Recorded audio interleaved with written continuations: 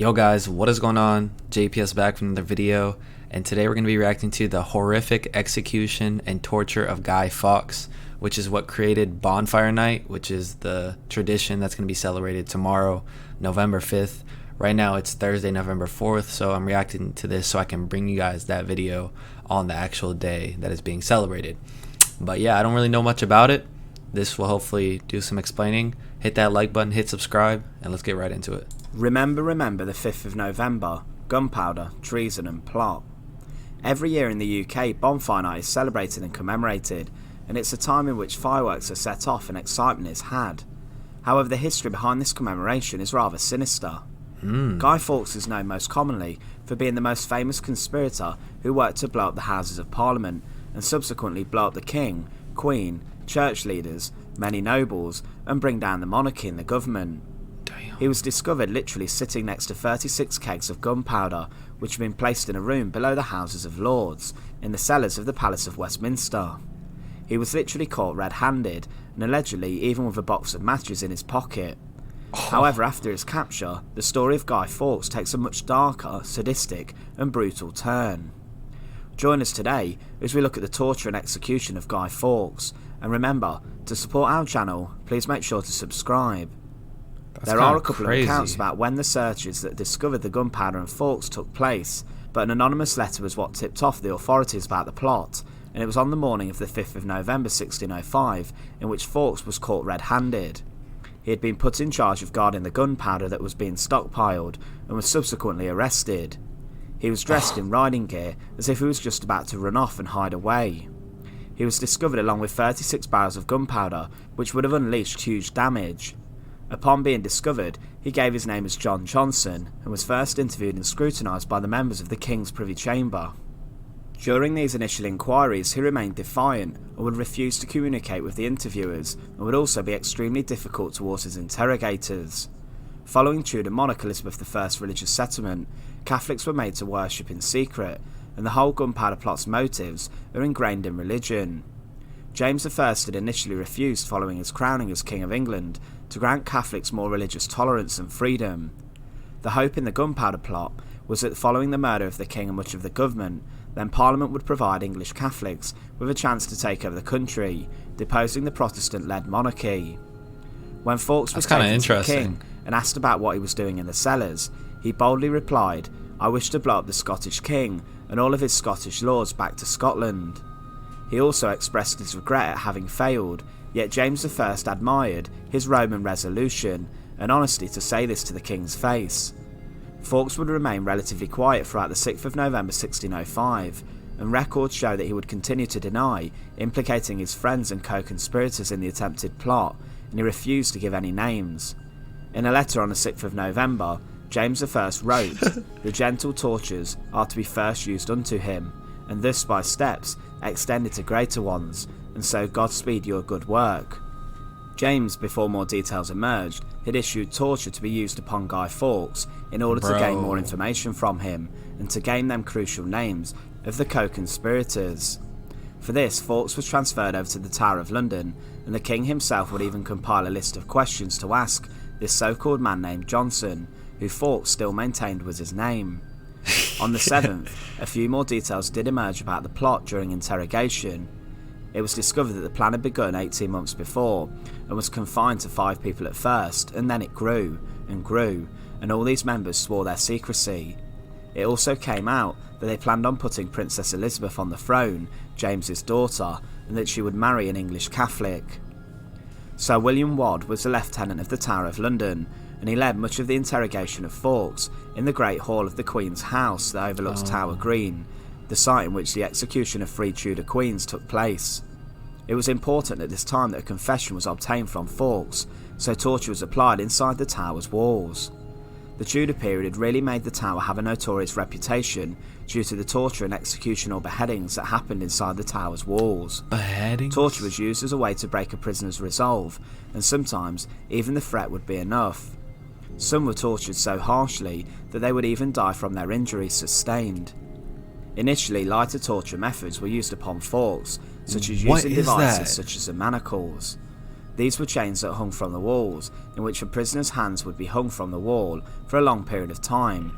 Within a number of minutes, the pain would have been excruciating from this, but the damage wasn't as severe as other methods. I'm not gonna lie, if I was put in that, I would tell. Like, there's no way I could not. That pain is too much. Oh my gosh. Pain would have been excruciating from this, but the damage wasn't as severe as other methods. Whilst imprisoned, Fawkes would tell William Wadd that every night he had prayed that by planning to blow up the king, he was saving his own soul and helping to advance the Catholic faith. He was told that he would be interrogated until the lieutenant of the tower had gotten the inward secrets of his thoughts and all of his accomplices. From this, it's almost certain that Fawkes suffered on the rack. Usually the threat of the rack was enough for people to confess all of their crimes and secrets, but Fawkes would undergo a horrific experience in the rack, which would break him. Fawkes would be laid out on the device with a rope tied to his arms and legs. The rack would then stretch out his limbs, ripping his arms and legs from their sockets, the sinews in his muscles ripping with every brutal turn. His bones could have even snapped during this process, and other tortures could have been applied, such as burning with torches and candles, and fingernails or toenails being torn out. The rack was enough though. After managing to take a couple of days of extreme torture, Guy Fawkes would name his co-conspirators. Fawkes was left completely broken following his torture, and he was so injured and afflicted by his ordeal that his signature was barely evident when he signed his confession. His signature points to the fact that he suffered greatly at the hands of his interrogators. The trial of Guy Fawkes and a number of his co-conspirators would not go well, with the defendants all being found guilty. Due to being found guilty of high treason, they would be sentenced to a horrific death. The condemned were to be drawn backwards to their death by a horse, their heads near to the ground. Their genitals were then to be cut off and burned before their eyes, and their bowels and hearts removed. They would then be decapitated, and the dismembered parts of their bodies displayed, so that they might be food for the crows and ravens. On the 31st of January 1606, Fawkes and the three others were dragged from the Tower of London on hurdles to the Old Palace Yard at Westminster, and were forced to see the building they had attempted to destroy. His fellow plotters were then hanged and quartered. Fawkes must have been a completely broken and severely injured man following the drawing and also his torture, and he was the last one to stand on the scaffold, to be hung until almost dead.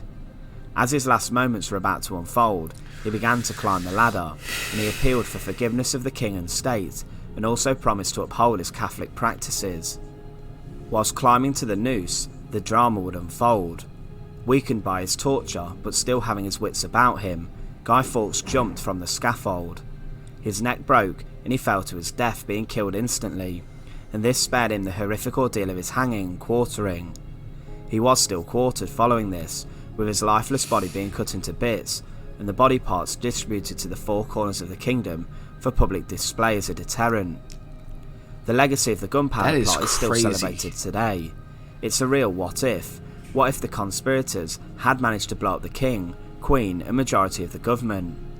The country today could be incredibly different because of these possible acts should they've been carried out. Ultimately though, the downfall, torture and execution of Guy Fawkes really does show us that plotting to conspire against the monarchy was an incredibly dangerous thing, and one in which you could greatly suffer for. Once again, thanks for watching. To support our channel...